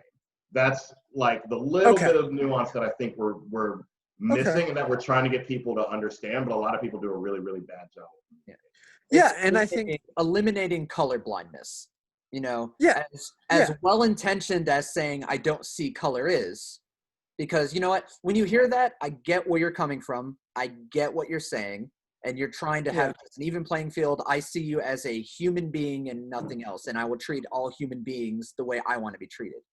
Very well intentioned on the surface, but as Mike is saying, under that surface, there's that old analogy that an iceberg is only 10% of the picture kind of thing. That other 90%, the cultural background, the family experience, the wealth disparities, all of those things that make that individual in that society those things. And just as sorry, I'm just basically echoing what Mike said because he said it so succinctly, that like we need to embrace every part of the person before we can actually move forward. Which is why I totally agree with the sentiment as like all lives don't matter until Black Lives Matter. But we also got to embrace that, like all lives don't matter until Latino X lives matters and trans lives matters. Like we're fighting these same battles to move forward to all lives matter, but we need to recognize all the pieces of the puzzle along the way. So I agree with both of you. Like there's things that and you see, Kyle, this is the conversation that you should have had rather than just saying you're a racist. This is the conversation that should have been had rather than just and to check my privilege. Yeah, I was like, what? I was like, so, like, I agree with both of you, Mike and Will. Like, see, and this is the difference between somebody like me who's grouped along in that group, and this is what I'm fighting against, is grouped along with that group of complacency, because I don't care who you are. If you have a problem with somebody else, you better fucking explain it. And if you can't fucking explain it, shut the fuck up. That's my thing. And I will call you out on it. Like if somebody, like Mike, if somebody was to abrasively call you the N-word in front of my face, I'm stopping that shit immediately. That other person is getting punched in the face. I'm not a complacent person when it comes to hate whatsoever. And I'm also going to see the positives in you way more than I'm going to see the negatives. And that if I can go up and I can support somebody and something I believe in, I'm going to do it. And the fact is that I get grouped in that complacent group because I do love everybody equally. And that's my biggest downfall, and that's also the biggest thing that makes me somebody that is rooting for change. And that is trying to change the ways we look at each other. And that, dude, like, we wouldn't have fucking jazz music. We wouldn't have fucking rock the way it is. We wouldn't have music the way it is if it wasn't for culture. Like, and the thing is that we put way too much emphasis on the negatives. And if we would support all the things that culture has done for us and is what I'm trying to do and trying to tell people to shut up and stop being mean to each other, rather than objectify them for the positive things they've ever done and what they've influenced in culture, instead of talking shit about something you have no idea about. And you're telling me something you don't know about that you took a 20-minute fucking lesson on that I've actually lived through other individuals of culture for most of my life. And you're telling me how to think and how I can totally see how you'd feel. Told your whole life how to think, how to act, how to fucking, that you've got to fucking be this sort of black person to fucking thrive in society. Like, it's bullshit, dude. Yeah. Oh no, for sure. That goes back to what I was saying earlier. Like, a lot of people are just woefully underqualified to like educate other people on stuff. They've memorized the catchphrases. Yep. You know, check your privilege. All Yeah. Black lives. Yep. All lives can't matter until Black lives matter. Well, they've got all the catchphrases down, and now they're ready to go out there and fight. And it's like, no, not quite. Like, you know, Yeah. where you just need to educate yourself a little bit more. But yeah, the issue, so like here's an example of like where the race neutrality or like the post-racial mindset can kind of put so like it can come out. Like Will said, it's a well-intentioned position to have. However, what it creates is a society where nobody can possibly like race can never be a factor in why something happened to somebody. And that's where it becomes a little bit, so somebody who says, I don't see color, you know, like, yeah, I see everybody equal, whatever. But you know, they'll see Black people getting sent to jail for longer sentences for the time as white people and say, well, it can't be because they're Black. It has to be because of some other reason. And when you do the research, it's like, well, no, we've controlled for legal representation. We've controlled for their criminal history. We've controlled for their socioeconomic status. Sure as hell seems like everything else is the same. It's probably because they're Black. And people who are post-racial miss that. They just completely eliminated race as a factor in anything that could possibly happen. And that's why it's important to make that distinction. That's why it's important to have that additional level of understanding, because you can, not saying that's how you feel, but that's what people who tend to say, I don't see color, that's what they tend to fall into, is this like denial of race being a factor in any like social issue at all, when the reality is race is a huge factor in almost every social issue that we have.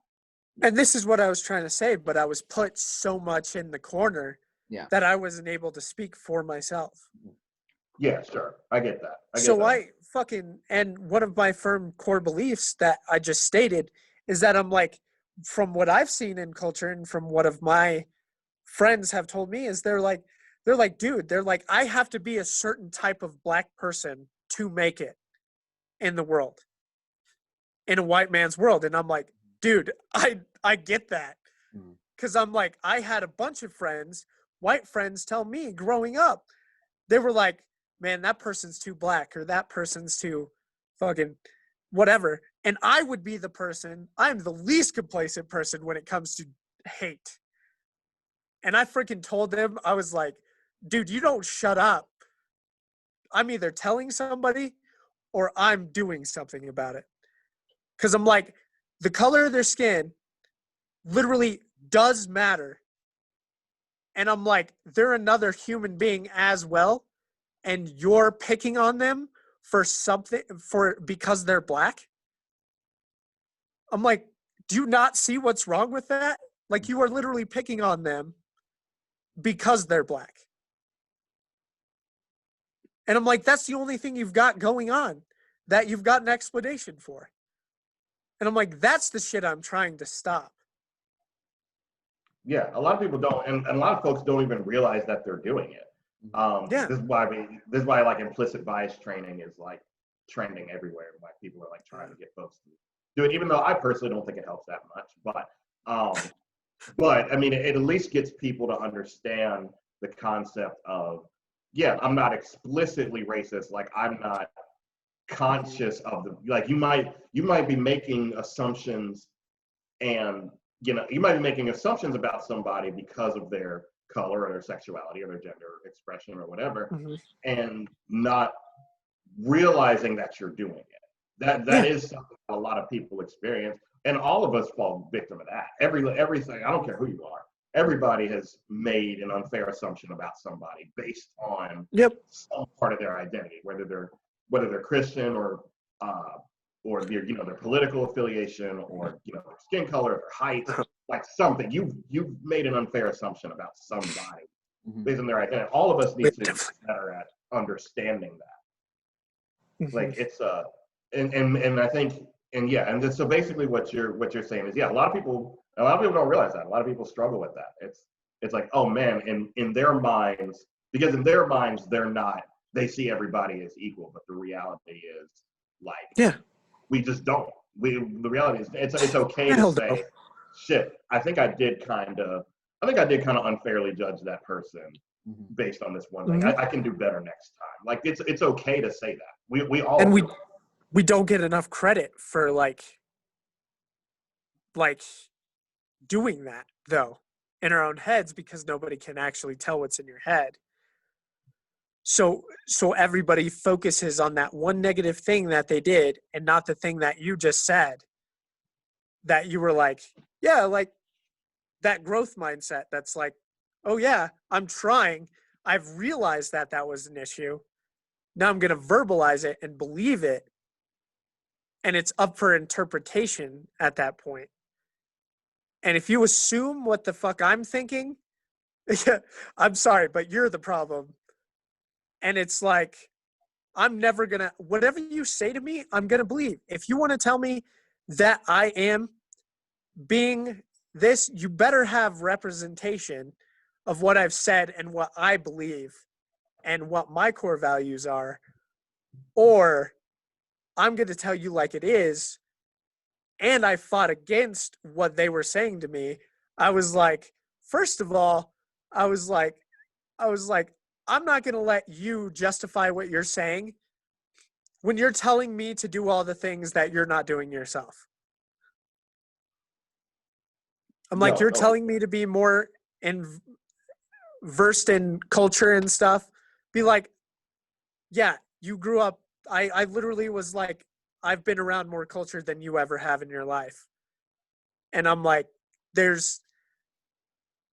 so until you join the military or you join a cause that we all join together to fight for a similar purpose, I'm like, you can get off my back and stop trying to tell me something that I'm not. Oh yeah, for sure. I mean, and that's, and I think we definitely need to do a better job. When I say we, I mean everybody. We definitely need to do a better job of understanding each other as people before we make these judgments. Like my friend Larry, Will knows Larry, but Larry gets labeled a racist all the time because he'll say something on Facebook, and if you don't know him, you'll be like, oh, this guy's definitely a racist. Like, oh shit, fuck him, kind of thing. And I was just talking to him the other day, and he's like, yeah, I really need to stop. I'm just going to stop commenting, because every single time somebody takes the time to talk to me, and like I get a chance to explain myself, people understand like I'm not a bad guy. No. But the stuff that I say comes across, and I was like, yeah, we're kind of at that point now where we're better off. There are certain conversations that you definitely shouldn't be having online, because for that reason, is because like it's impossible to really articulate how you feel in a comment section or in a tweet or in somewhere where there's limited characters and you're not really like getting to know the person. You really have to be face to face.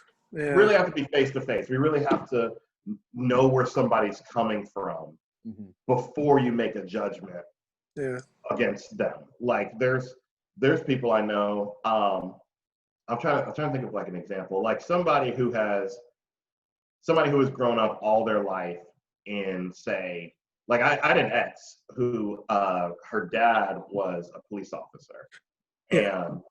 and she was like, yeah, I think my dad's racist. And I was like, okay, why is that? And she's like, well, he's been a police officer. This particular area that he's grown up in, this particular area that he's been assigned to, like most of the calls for most of like the violent crime calls and the stuff that he responds to, it's always black people, or like the folks that give him the hardest time are Yeah. always black folks. And you see, and I've seen this before, a police officer suing their departments for quote unquote making them racist because in their line of work, all they see are like the worst black people possible.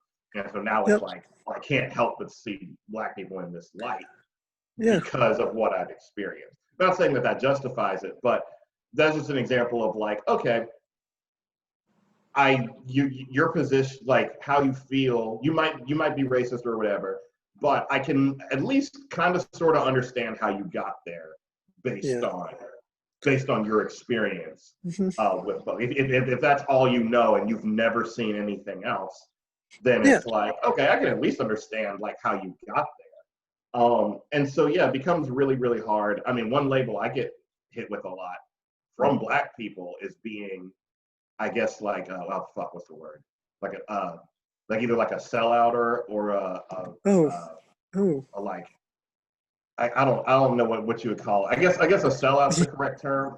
Yeah. Or the Uncle Tom thing or whatever, basically like a black person that like doesn't give a fuck about black people. Okay. But I understand where somebody just knowing, if you had never met me before and you just knew like my basic identifiers, went to a predominantly white institution, you're part of a white fraternity that's got a fairly racist history, fought for the southern part of the Civil War or whatever. Yeah. And just knowing like how overtly racist a lot of white fraternity men are. Coming from that, my girlfriend's white, so it's like I could see where somebody could see all those things and be like, oh, fuck this guy, like he's not with the movement. Yeah. Like I've gotten that label before, and I've had people tell me to my face, like, yeah, when I first met you, like I didn't think you were really like with it at all, but now that now that I've talked to you, like I understand that you get it. And so that's one I get all the time. But that's also one of my other core beliefs, Mike, is that I don't judge people immediately right off the bat, because you're just not giving enough to the experience that you're having with that person if you just automatically do that. And I mean, when I first meet people, like they do have that opinion right off the bat. And that's something we need to put less focus on, because I think you can't even really know somebody living with them every day after a year. You're not going to know them off the first 5 minutes and what they've showed you, or worked with them for a few months. No, they're going to show you who they are through years or through months of positive behavior. And you're going to be able to tell who's good and who's bad after a while. Like it's just a part of the human condition that we live in, is empathetic and compassionate. And we can tell, and we don't give ourselves enough credit, and other people don't give ourselves enough credit, is why I think there's a lot of issues, is that we don't give you enough credit for being black, or for being Hispanic, or for even being a white man, just not knowing anything, being raised in a fucking hoity-toity lifestyle your entire life, and you just don't know. And we automatically label those people as racist as well. Just not knowing. We all need to do more of that, for sure, in terms of like just getting to know people and not making snap judgments and not coming to conclusions around people, and I would even say around issues that we just aren't well versed on. We should all do more of that. But it's easier it's easier to hate people. I think it's easier It's easier to generalize. It's it's a it's easier to be it's easier to just say this group of people all suck. Like Yep. I think that's something that's easier to do, and it might like it's a really weird. I don't know if this is recent or people have always been this way, but it seems like a lot of people don't know how to take a position unless I'm trying to make sure I'm explaining this right. It Oh, you're seems like fine. a lot of people don't know how to take a position unless there's someone on the other side to hate, if that makes sense. Yep. Um, Yeah. Oh, I get it. now I'm trying to think of like a really good example of something of like a time this has happened. I want to say it was maybe going back to the Trump. There's a better example than this, but like going back to the like the whole like BLM movement.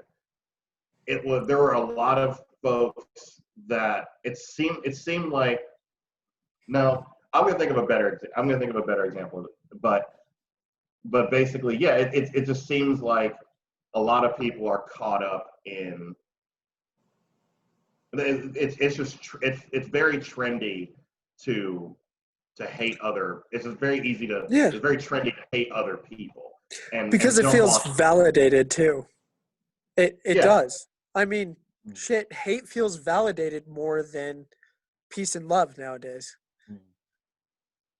And that you can press your own hate and your own negativity on other people a lot faster. Like, and this is what I say, and this is what people have known me for a long time. They're like, they all say the same thing, and I'm like, I like to believe it because I believe it myself. They're like, you're the most caring and empathetic person I've ever met in my entire life, and I take pride in that. And to say that that's negative or that I'm egotistical is so far from what I actually believe. It's just like I give a shit. Like most of the money I've ever received in my life has gone to other people. Like I am totally against monetary value and looking at yourself for the value of your pockets and stuff like that. No, your value is what you bring to humanity and what you bring in service to other people. Like it's the kindness that we share that we need to put more emphasis on. Like, and people are always telling me, they're like, you just care too much and it's invasive. And I'm like, when's the last time I I can see what you mean, but you're putting me in the same stereotype as an over jealous boyfriend or like somebody who's going to go out and murder a chick because she didn't want to go out on a date with me. You're putting me in that same fucking category. And you're saying that caring too much for people is a bad thing, even though no, in all actuality, in my own head, in my life, caring so much for people has made me think the opposite of doing that every single time. yeah and I think people of your mindset, you tend to attract a lot of people that want to take advantage of that, and you tend to get this, and you tend to people are drawn to you that basically just want to take advantage of that and never like give back or never like reciprocate that kind of care and that kind of empathy. Just And live so it leaves you through with, me, like, basically. Yeah. Like, But you know, Basically, there's also going to be the group of people that, you know, they're jealous and they say, what makes this guy so great? What, because he's always talking to people? Well, what makes me not as good as him? There's always going to be that group that are just jealous and will project their own insecurities on what makes you comfortably happy, which is never fair to anybody, obviously. But these are unfortunately some of the times we live in, and some people just don't know how to project what they're like Mike, what makes you happy, like day to day? Oh man. I mean, for me, basically, it's I've never actually like thought about this question. Oh, it's fine. For me, I mean, day to day, I mean, it's basically just knowing that, I mean, as long as like me and the people I care about are like all healthy and doing well, and everybody's like prospering and not, and folks aren't struggling. I tend to get a lot of happiness out of that, and just having like, I guess, internal peace with myself. Yeah. Knowing that I'm in a good place, and knowing that, I'm basically knowing that I'm in a good place, and that I'm satisfied with like the work that I'm doing and the position that I'm in. All the year, the 2 or 3 years between when I got fired from my job at Red Ventures and when I started grad school was probably like a real low point for me, because I worked from like the casino where I was working part-time and like not making a whole lot of money, to moving back home, starting a job at Enterprise, where I made a little bit better money, went over to Verizon, started making a lot more money selling phones and doing things. And then when I got to Red Ventures, like, I was like, okay, I'm on pace to like make some real money. Like, I think my first month I was on pace to make like $4,000 in just commissions. So I'm thinking like, this is it. Like, I'm in a really good spot. Yeah. Like, I'm gonna have a house soon. I'm gonna have like a new car. Got like all these plans. And then when I got fired, it was like, man, this upward trajectory I've been on for the last like 4 or 5 years, all of a sudden just like, Yeah. now it's gone. And now I'm just kind of like, I couldn't find a single job that paid like that again. And so now I'm back at the bottom. I don't know where I'm necessarily going. And at that point, I was just working jobs just so I could afford my rent. I wasn't actually like, I didn't have any direction. I didn't have like anywhere to go. And I was like, fuck, like, I don't know. It was really hard for me. And yeah, for those 2 years, it was like, I don't know if I could say I was really like happy during that time, because I just felt like, man, I don't know where my life is going now. I don't have any purpose. I don't have any, I was listening to a guy talk about this.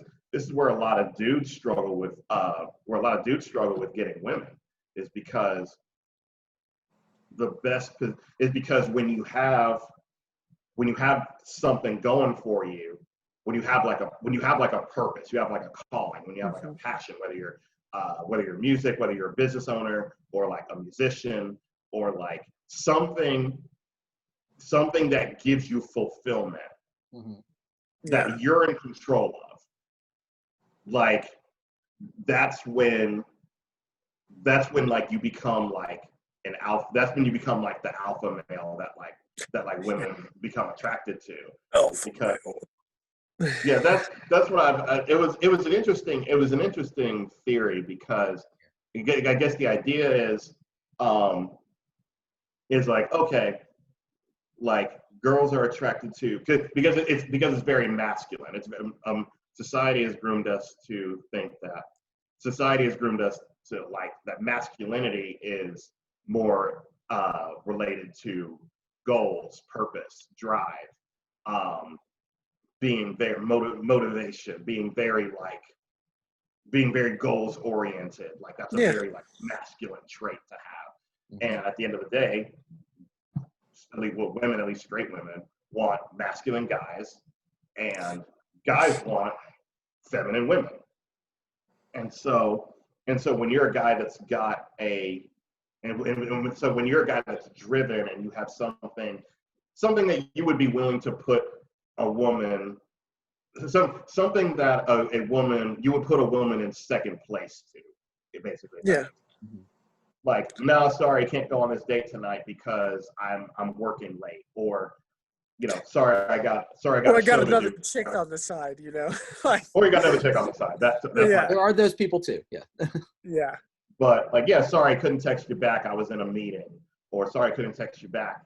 I was like, those kind of, that creates, like women are attracted to that, because like, oh shit, this guy's got something going on. He doesn't have time to, when you're the kind of dude that's like always texting back right away, always asking her what she wants to do.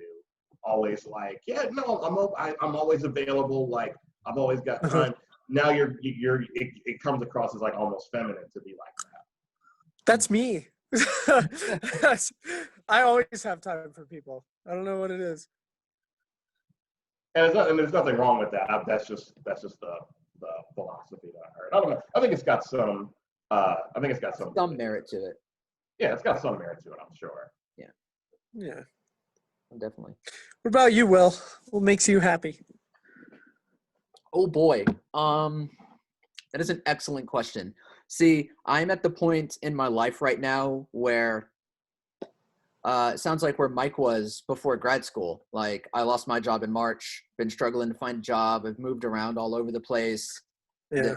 COVID has kind of isolated me to inside because I'm in a high risk group. So it's very hard to find joy in things right now.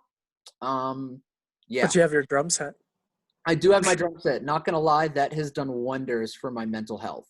Like, Good. like when, dude, I've missed drums so fucking much. Like for the longest time, that was what I thought I was gonna do. I legitimately thought I was going to be a professional musician. And like, I was talking to my stepdad about this recently. I remember right before I was going to college, him and my mother, anytime they would go to some of my shows with my band, they would have this conversation of, maybe he doesn't need to go to college. Maybe he could actually do this kind of thing. Like, Oh, wow. it was that one thing that like gave me purpose, gave me that That's some damn that I support. never had. It was like my validation. It was everything I needed. Yeah. It was something that like I did by myself. Like, my stepdad taught me how to play, but like I constructed this art by myself. I had that initiative to play drums 5 hours a day because I wanted to be really fucking good at it. So yeah, getting that drum set was incredible for my mental health and trying to get back on that path, because like until recently, I just don't like being unemployed in wanting to be in an industry that is not hiring in higher ed right now. It's just impossible to find a job. Like, I'm struggling mentally because of that, because I feel like I was on that trajectory. Like, I went through hell and back with my diagnosis, and then getting into grad school was like that, like, life back on track moment. Just like, yeah, these last 4 years have fucking sucked, but I got into school. I'm starting to follow my dreams. I'm going to get that degree and get things going. And then I got that degree, and then I got that job, and it's like, great, life is back on track. And then it just all went to shit. And then in March, when I lost my job, I lost my dad, and then COVID, like, this year has just been really, really shitty for me. And I've always been this kind of person that's like, I've never been comfortable in my own head. Like, when I'm alone in my own thoughts, like, it's difficult for me to get out of that rut. So I am happiest when I'm around people because I'm not with myself, which sounds very depressing to say, and I don't let that side of me come out very often, but that's kind of just how I've always been. So my happiest moments are when I'm with other people, when I'm having these conversations, when I'm on this podcast, when I get to just laugh and joke and have a beer with some friends, or I'm with my stepdad. Like, and actually talk about things of like measure. Yeah. You know? Yeah. Fuck. So those are the times when I'm the happiest. And, you know, there is research, the plethora of research that shows men are mainly identified by the position that they hold with their career. Like 9 times out of 10, when you introduce yourself to someone and you say, hey, you know, what do you do? What are you about? They say, oh, I'm a lawyer. Oh, hey, I'm a doctor. Or, hey, you know, I work at Red Venture. Like, the very first thing 9 out of 10 times is what their career is, you know? So that is where we get this perception of that is the most validation that we need, is by our job. And that is very hard in this society to break out of. And now that I am unemployed, it is just furthering me down that rut of just like, well, I am unemployed. I have no identity. I am nothing. So that has been very hard to get out of. Now, I am also very good at getting myself out of that, because whenever I'm just having like the last few days have just been awful for me because the weather is starting to change. It's been super gloomy. I've had nothing to do. I need to just like ground myself and think, okay, life kind of sucks right now, but let's really think about it. You're alive. You beat cancer. You're here today. That's a good thing. You have your podcast coming up on Sunday. It's finally going to happen. It's been over a month, but that's going to be a really great thing. You're hanging out with your buddy. Like a couple days ago, I saw my friend from high school who moved to DC. Hadn't seen him in like 2 years. So I try to ground myself and just like, things are really shitty, but you have a lot of good things going on for you to try to get yourself out of that rut. So I'm really good at just like thinking internally and reflectively of thinking, okay, this is momentary. Like you need to embrace the feelings that you have right now because yes, this does suck. However, there are good things going on for you in your life right now. Mhm. And not everything is great right now, but things aren't great for 90% of the country right now because of COVID. So a lot of things that's going on are not my fault. Like, you know what? I lost my job because I wasn't ready for that position. And there were just a blend of things going on that made me not successful. And my supervisor saw that. My dad passing away, I couldn't do anything about that. I can think about the positive memories that I've had with him and the lessons he taught me and just kind of move on from there. And then COVID hopefully will be over soon. It's a fleeting moment. There's always a light at the end of the tunnel. So trying to ground myself and think futuristically on what's going to happen. But, you know, there are some days where it's just like, you know what, I'm going to have a pity party and watch Princess Bride 27 times and just deal with it. So 27 for better or for worse, that is where I am right now. So when I think so, but long-winded way of saying, Kyle, what makes me happy? Being around people. My love language is experiences and personal time. Like last week, Kyle, when we had that hour-long conversation of just you and me, even though the podcast couldn't happen, I love that time. Like we don't get, obviously who's the next time I'm actually going to see you in person? So this like hour or two a week that I get to talk to you, I fucking love that. Like I love my friends. I consider myself very lucky to have so many friends in this world. Like when I announced I was moving back to Charlotte, I have like, I'm not trying to boast or sound like conceited, but I did have a plethora of messages. I know I'm a piece of shit. No, I had a plethora of messages and texts coming in on Facebook. It's like, dude, we got to hang out when you're in town. I can't believe you're coming back. Like, that's awesome. Like, even though I moved away for a year and a half, I still have people that want to reconnect with me. Yeah. Not only just like from high school, which is amazing. I'm still as close as I am with my friends from high school, but with college and people in this area that like, I must be doing something right to have so many friends. So no matter what I think about myself internally, I'm obviously projecting something positive that make people want to gravitate towards me. And I can't, that's the next step. I can't take that for granted. So. Oh, yeah. Mm-hmm. Well, thank you both. Kyle, I really appreciate it. Kyle, what makes you happy? You already know. Yeah, everything all the time, everywhere. Yeah. I don't know. It's just, man, what makes me happy is that I can defend how much I truly care about people. Mm-hmm. Like, I do it all the time. And people just keep telling me I can't. And I just keep proving them wrong. That is the happiest thing I've ever experienced, is that's what I think about when I mess up. I'm like, what could I have done better? What could I have said? What could I have done? And it's like, I don't need you to tell me that, because I'm already beating myself up for it. Like, and that's what any situation, even if it wasn't this situation, it would be with any of them. It'd be like, I'm already beating myself up. You don't got, I do that for you. Don't worry. Like, yeah. And that just gives me energy and strength to be able to keep doing it, keep showing up, keep being there for people. When the whole world like tells me, everybody I've ever met, they're like, Kyle, you can't possibly care this much. And I'm just like, well, I do. Yeah. Just because they don't understand it doesn't mean they can tell you not to do it. Exactly. You know what I mean? And that's what frustrates me, is that I'm like, it's not because I don't believe you or I don't want to hear you. It's because I'm already doing it to myself. And I really just don't want to be around that kind of negativity. I just don't. It's hard for me. Like, it's truly hard for me to be scrutinized or see other people be scrutinized for things that obviously aren't true about them. And it's just rough to like, God, it is really, really, really, really ridiculously hard. But I wake up and I do it every day. So it's like, I'm trying over here, and if you can't see that, or you can't like genuinely feel that I care that much, then I don't want to be around you. I don't want to be around that negativity or anything.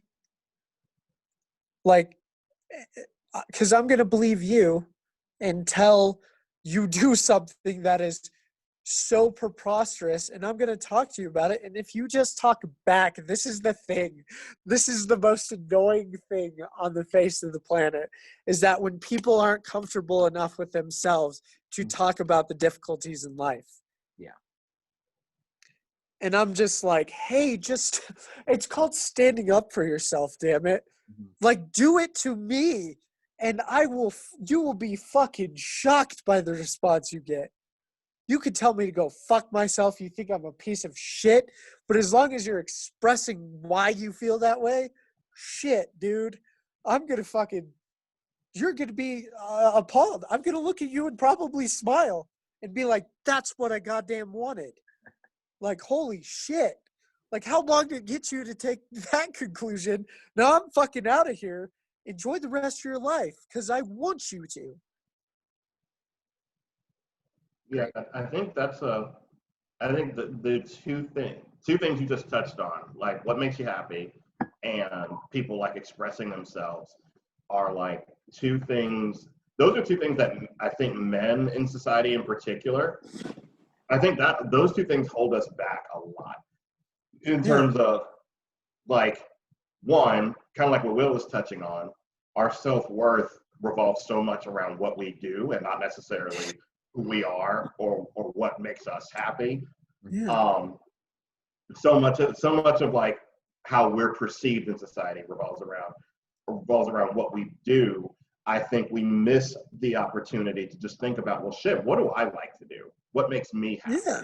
You know, the stuff that we aspire to be is based on what other people perceive. Would you really want that car if you didn't think like other people would be impressed by it? Would you want that house? Like, would you give a fuck? Like, if you had that kind of house, if it wasn't about how other people would respond to you, would you want that girl who you know is like kind of a bitch, but like, you know, like, damn, she's like really sexy, and a lot of people would think better of me if I could like be with her. Oh, Like, shit. Yeah. how many of us do shit like that? Like, we God, I've all done do it. shit like that, and then we're also not taught to express ourselves in healthy ways. This is, you know, that's why I think a lot of reason why, like, when you look at like 97% or whatever the fuck it is, violent crime is committed by men. I think a lot of it is just because we are not taught to just say, like, we're taught to be so proud and like never ask for help and never ask for handouts and never show. And we are fucking frustrated. And we would rather fight. We'd rather Yeah. fight or shoot somebody or stab them or do whatever than to just admit, like, damn, that really upset me, or like, shit, I'm really like hurting right now, or like, man, I just don't feel very empowered right now, or whatever the fuck it is. Like, just having I guess a safe space to let people know. I know Will knows about this, but so at Western there was a community called Band of Brothers, and I think that's why Band of Brothers, to me, is one of the longest running, most successful, productive initiatives that Western has. And part of the reason for that is because Brian Boyer will get you to that point where you feel comfortable expressing yourself and you don't feel weird about it, and you feel okay. You know, it creates a space where it's okay to express yourself, show emotion and empathy for other people, and be vulnerable without being judged or being called a pussy or whatever. So like, and I think that does all it. And you see the guys that go through that you can see like the positive effect that it has on them. And I think more men need safe spaces like that where we can talk about these kind of things. Yeah. I think, and I used to be a person who was like, oh, safe space, that's for wimps, you know? And now I've embodied that entire character of like, nah, I'm just being me. So what if I have feminine or like non-manly, you know, traits that make me who I am? So what? I'm gonna wear it. I'm gonna wear it on my fucking shoulders, and I think that's a lot of the reason why people don't understand me sometimes, because they're like, you're supposed to be like strong and like blah blah blah, and I'm like, and then women look at you like also that you're, you know, weak, and you're just like, no, like I'm perfectly fine with myself. I just am, you know, doing my thing. Yeah. And That's it. We all got to be comfortable just doing our thing and being comfortable yeah, in our own skin. Yeah, whatever your thing is. Yeah. So Eastern time, it is 12:30. I'm sure we all got football games to get ready for. oh, I'm gonna watch the Raiders. Yeah. So I will. I think I'm going to call it for the day if you guys are comfortable with that. But I do want to say I am so Yeah. fortunate and blessed to have both of you in my life. Ray too, I guess. Whatever that guy. Same. But, Yeah, no, whatever he's Fuck doing. him. fuck him. Fuck him. Oh God, Oh right. man. But no, this is always a treat. I'm sorry that we've gone so long between. No. It feels Don't be uncomfortable sorry. calling it episodes because like I would love to do this even if we weren't recording it. Like I Yeah. genuinely love this time to like get together and talk with you all. But hopefully there are people out there that are watching this video and are getting something out of this, getting something out of our message, and a time to be together and talk about things when we're all in different parts of the countries. And maybe it'll encourage others to do the same thing, have a healthy conversation, live your authentic life, and do the Yeah. damn thing. So, but Yeah, until Will, you're a piece of shit. dude, you're not the only person to call me that, and I'm okay with it. Oh man. Oh my But yeah, God. if you like this video, like, comment, subscribe, share it with your friends, do the thing. Gentlemen, I love you. Have a great day. Yeah, you guys are fucking awesome. See you guys. Peace. Go See ya. Patriots. No.